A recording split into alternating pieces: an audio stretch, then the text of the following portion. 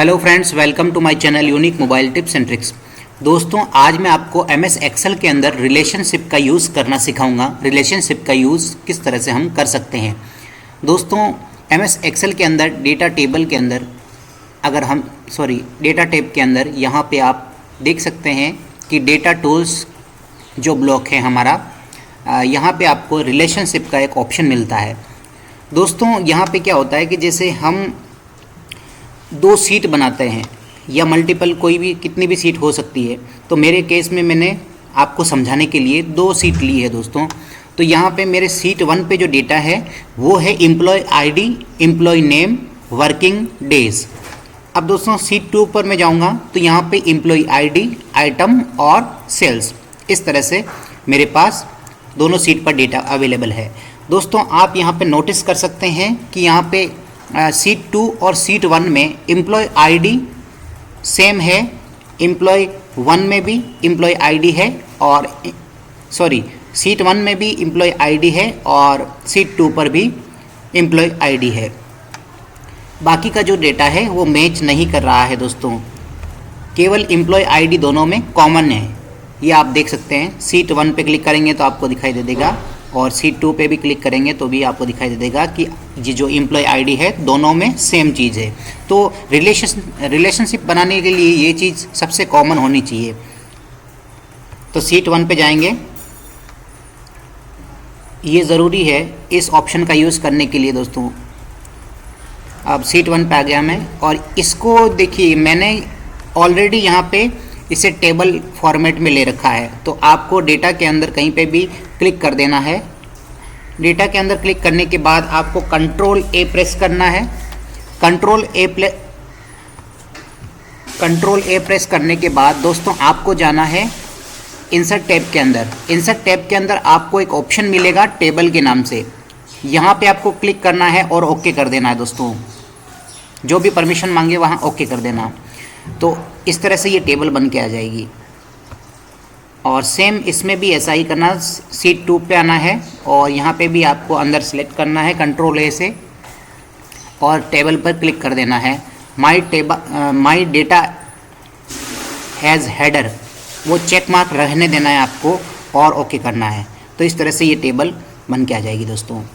अब दोस्तों देखिए, सीट 1 पे मैं वापस आऊँगा, अंदर क्लिक करूँगा डेटा के अंदर, जो हमारा देखिए सीट 1 पे डेटा है वहाँ पे अंदर क्लिक करूँगा कहीं पे भी डेटा के अंदर। अब दोस्तों यहाँ पे मैं इसको कंट्रोल ए से सेलेक्ट कर लूँगा।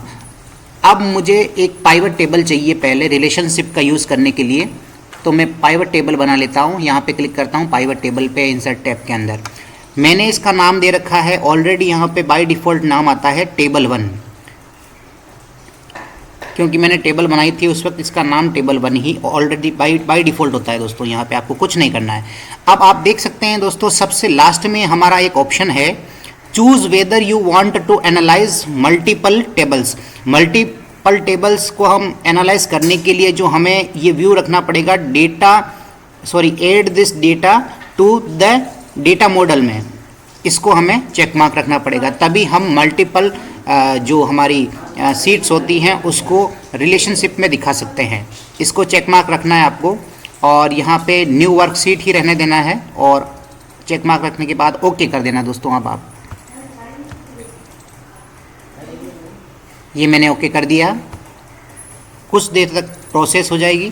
प्रोसेस होने के बाद देखिए, मैं इसको थोड़ा इसका लेआउट चेंज कर लेता हूँ। इसको माउस से राइट क्लिक करके टेबल ऑप्शन में जाके क्लासिक लेआउट ले लेता हूँ दोस्तों।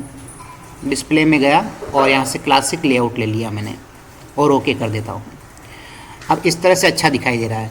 तो अब दोस्तों मैं देखिए आपको दिखाता हूँ कि यहाँ आप देख सकते हैं एक्टिव जो सेल है मेरा, एक्टिव सेल में आपको दिखाई दे रहा हो कि टेबल 1 के नाम से ये दिखाई दे रहा है एक्टिव सेल में। लेकिन हमारे पास यहाँ पे आप नोटिस कर सकते हैं कि टेबल 2 दिखाई नहीं दे रही है, यानी कि सीट 1 दिखाई दे रही है लेकिन सीट 2 दिखाई नहीं दे रही है। उस केस में हम क्या करेंगे कि यहाँ पे ऑल में जाएंगे। ये देखिए साइड में आप देख सकते हैं, राइट साइड में पाइवट टेबल फील्ड्स में ऑल लिखा हुआ है। ऑल पे क्लिक करेंगे। ऑल पे क्लिक करेंगे तो देखिए आपको 2 टेबल दिखाई दे रही है, टेबल 1 और टेबल 2। तो हमें एक्टिव सेल में जो दिखाई दे रही है वो है टेबल 1। हमें क्या चाहिए, एक्टिव सेल में टेबल 2 भी चाहिए। तो इसके लिए ऑल पे जाएंगे, ऑल पे जाने के बाद अब हम यहाँ आएंगे, इस पर पॉइंटर रखेंगे, पॉइंटर रखने के बाद माउस से राइट क्लिक करेंगे दोस्तों। राइट क्लिक करने के बाद अब देखिए दो ऑप्शन आते हैं, तो यहाँ पे आपको शो इन एक्टिव टैब वाला जो ऑप्शन है वहाँ पे क्लिक करना है दोस्तों। अब इतना करने के बाद एक्टिव में वापस आना है। एक्टिव में आने के बाद देखिए आपको दोनों ही यहाँ पे दिखाई दे रही है टेबल्स, टेबल 1 और टेबल 2। यहाँ से इसको एक्सपेंड कर सकते हैं इस तरह से टेबल 1 को। और अब यहाँ पे मैं एम्प्लॉय आईडी पहली टेबल से ले लूँगा और दूसरी टेबल से मैं क्या लूँगा ये बताता हूँ। और यहाँ पे मैं ले लेता हूँ वर्किंग डेज। टेबल 1 से मैं एम्प्लॉय आईडी और वर्किंग डेज ये ले लेता हूँ। और यहाँ पे आपको चलिए टेबल 2 को मैं एक्सपेंड करता हूँ और यहाँ से मैं केवल एक चीज़ लूँगा दोस्तों, ये है सेल्स। ये यहाँ से मैं चेक मार्क कर लेता हूँ। टेबल 2 से मैंने सेल्स ले ली और आप यहाँ देख सकते हैं दोस्तों कि यहाँ पे चेंजेस हो रहा है, यहाँ पे आपको दिखाई दे रहा है, इस तरह से दिखा रहा है। या चाहे आप चाहो तो दोस्तों इसको क्लासिक लेआउट में करना चाहो तो ठीक है, वरना आप इस तरह से भी कर सकते हो कि यहाँ पे आप नॉर्मल भी रख सकते हो। मैं इसको एक बार नॉर्मल रख लेता हूँ। देखिए इस तरह से ये नॉर्मल व्यू हो गया है। यहाँ पे देखिए सम ऑफ वर्किंग डेज और सम ऑफ सेल्स दोनों का बता रहा है, आईडी वगैरह जो है सम करके बता रहा है यहाँ पे। तो आप कहाँ पे किस फील्ड में क्या रखना चाह रहे हैं वो आप अपने हिसाब से कर सकते हैं दोस्तों। तो इसको मैं यहाँ पे ले लेता हूँ, रोज़ में मैं रख लूँगा ईमेल आईडी। और आप देख सकते हैं अब डेटा थोड़ा ठीक लग रहा है मेरा।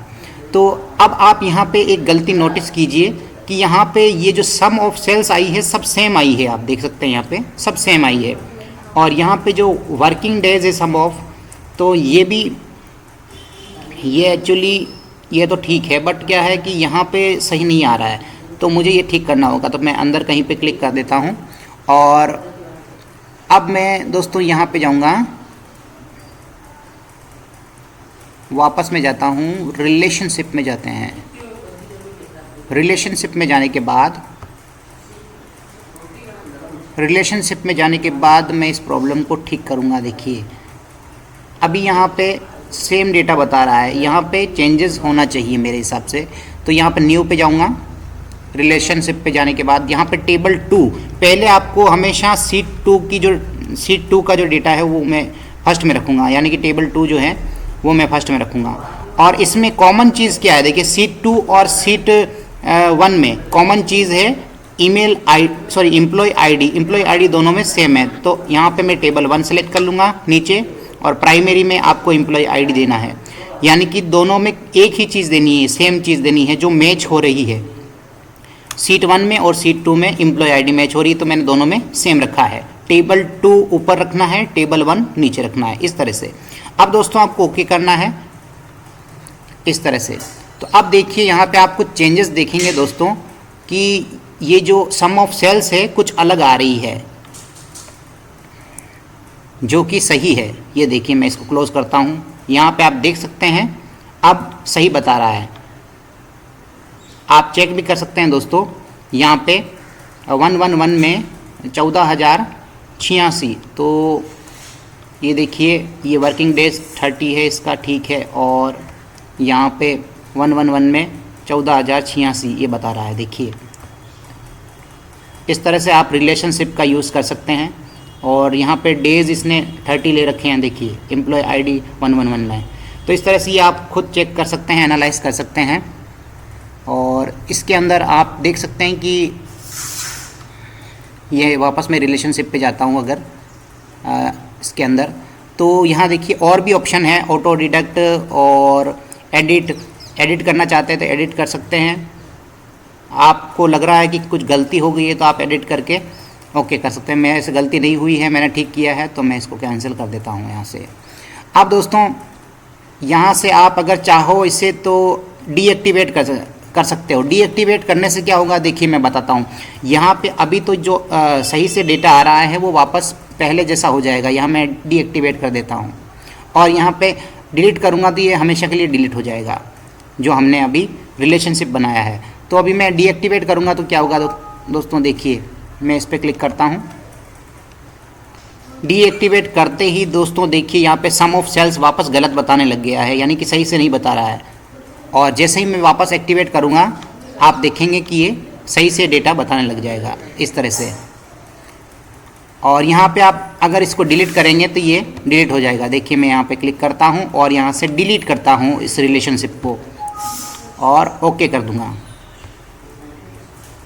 ये देखिए तो वापस पहले जैसी स्थिति में आ गया, वो डिलीट हो गया है, यहाँ से रिलेशनशिप हट गया है यहाँ से। इसका मतलब ये हुआ है दोस्तों, ठीक है। तो इस तरह से उम्मीद करता हूँ कि आपको ये वीडियो समझ आया होगा। So thank you for watching my video.